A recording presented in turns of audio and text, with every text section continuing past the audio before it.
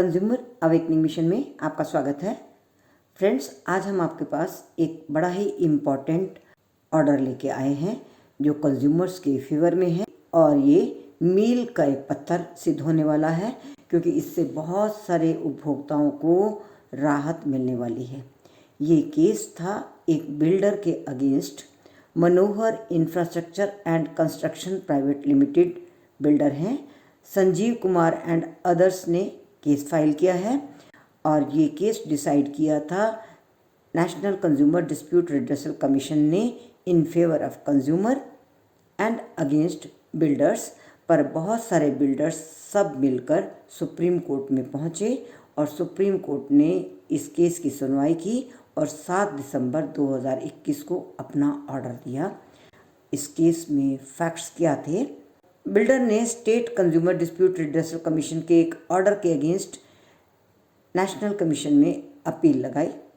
जैसा कि अपील डालने के लिए नियम है, सेक्शन 51 है कंज्यूमर प्रोटेक्शन एक्ट 2019 का, जिसके अनुसार यदि कोई निचली अदालत के विरुद्ध अपील में ऊपरी अदालत में जाता है तो उसको डिक्रीटल अमाउंट का 50% अमाउंट पहले ही कोर्ट में डिपॉजिट करना होता है, तब अपील सुनी जाएगी, अन्यथा अपील को एक्सेप्ट नहीं किया जाएगा।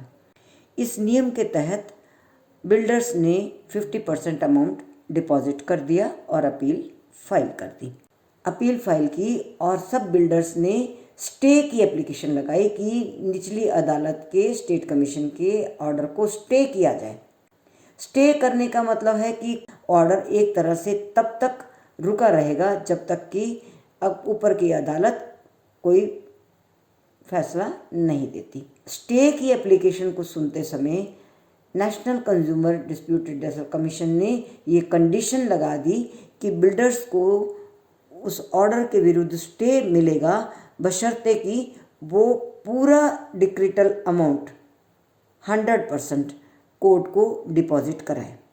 अब ये उस केस की क्या सर्कमस्टांसेस थी, क्या सिचुएशन थी, national consumer dispute redressal commission ने क्यों ऐसा सोचा कि उपभोक्ताओं के हित में ये ज़रूरी है कि डिक्रीटल अमाउंट पहले जमा करा दिया जाए और फिर स्टे दिया जाए, क्योंकि जब तक स्टे नहीं दिया जाता तब तक वो अपने केस को ऑर्डर को कंप्लाई करने के लिए अप्लाई कर सकते हैं निचली अदालत में।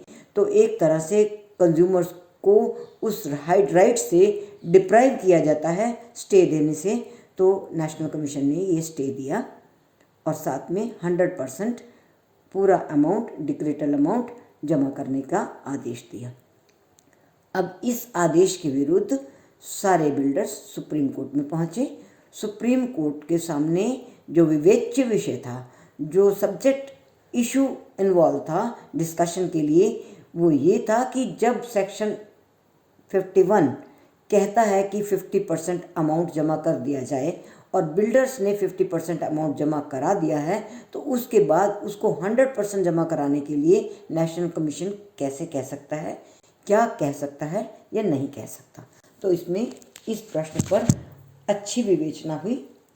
कोर्ट ने जिन बिंदुओं पर चर्चा की और जो निर्धारित किया वो हम आपके सामने रखते हैं।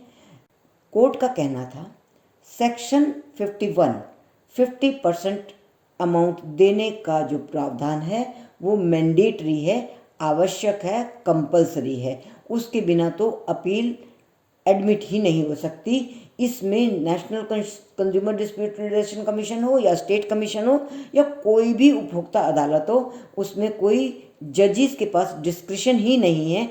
ये तो प्रोविज़न है, वो तो मैंडेटरी है ही। इस प्रोविज़न का एक्चुअली जो मंतव्य था वो ये था कि झूठ मूठ की just to avoid payment, consumer को डिप्राइव करने के लिए कोई झूठी फ्रिवुलस अपील न डालें और मैटर को न लटकाए, ये इसका प्रयोजन था। ये कोर्ट का दूसरा पॉइंट था।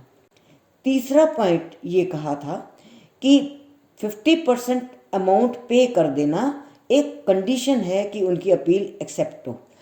अपील एक्सेप्ट हो गई, 50% जमा करा दिया उसका कोर्ट की बाकी प्रोसीडिंग से कोई मतलब नहीं है। कोर्ट मेरिट पे क्या देखता है, क्या ऑर्डर करता है, उस पर कोई रोक नहीं है।